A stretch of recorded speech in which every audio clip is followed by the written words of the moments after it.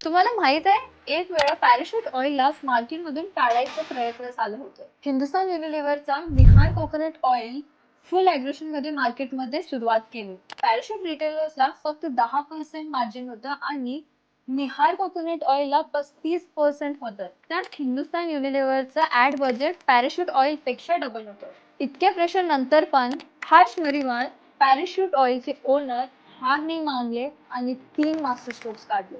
पहिलं पॅकेजिंग मध्ये बदल. पॅराशूटने टेम्पर प्रूफ कॅप लॉन्च केली आणि त्याला सील ऑफ प्युरिटी नाव दिले. दुसरं मास्टर स्ट्रोक होतं डिस्ट्रीब्युशनचं एक्सपान्शन. 250 प्लस नवे सुपर डिस्ट्रीब्युटर्स रुरल मार्केटमध्ये तयार केले, ज्यामुळे पॅराशूट एकदम घरोघर पोहोचले. आणि आखरीतलं पॅराशूटची तसं कॅम्पेन. ह्या कॅम्पेनमुळे सेल्स सीन एकदमच मोटिवेटेड झाली, ज्यामुळे ब्रँड लॉयल्टी एकदमच वेगळ्या लेवलला गेली. सगळ्यांचे रिझल्ट हे होतं की 2006 मध्ये पॅराशूट ऑइलने निहार कोकोनट ऑइलला हेल्दी करून टाकले. आज पॅराशूट ऑइलचं मार्केट शेअर 55% प्लस आहे आणि रेव्हेन्यू 10,000 प्लस क्रॉस झाले. फॉलो करा जारक मराठी आणि लाईक करायला विसरू नका.